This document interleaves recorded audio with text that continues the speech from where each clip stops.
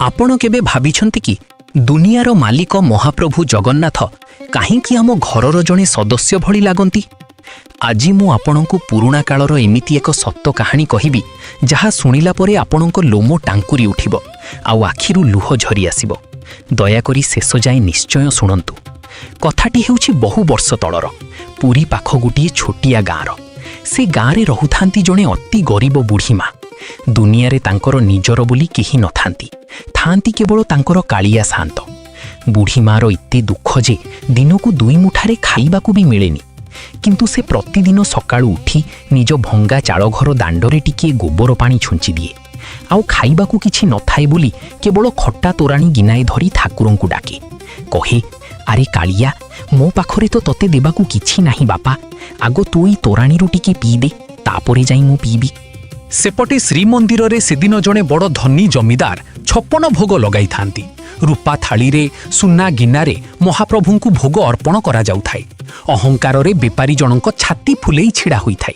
हेले आश्चर्यर कथा, भोग लागी सरिला परे जेतेबेले बड़ पंडा महाप्रभुंक पाखकू गले से चमुकी पड़िले। महाप्रभुंक श्रीमुखरू सेई सुस्वादु 56 भोगर बास्ना आसीबा बदଳରେ गोटे अद्भुत खट्टा तोराणीर बास्ना आसुची। समस्ते स्तब्ध। श्रीमंदिर रे इमिति केमिति हेला?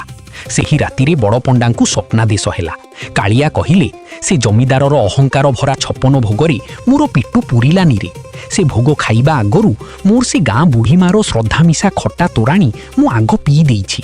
तोराणी नुहेरे पंडा, मते लागिला जेमिति मु अमृत पी देली। मु तो भाबर ठाकुर, सुना रूपार नुहे। भाबंतु तो थरे, जेउ ठाकुरंकु सारा ब्रह्मांड पूजा करुछि, से गोटे गरीब बुढ़ीर खट्टा तोराणी टिकक पई केते डहळ बिकळ। सेइथिपाई तो आम जगन्नाथ समस्तंकठु नियारा। से बड़ देउଳରେ रहुथिले भी प्रकृतरे प्रतिटी ओडियार हृदय रे रुहंती। जदि एही कहानीटी आपणको हृदय को टिकिए भी छुई पारिला, तेबे कमेंट बॉक्स रे थरे बड़ पार्टी रे लिखि दियंतु जय जगन्नाथ।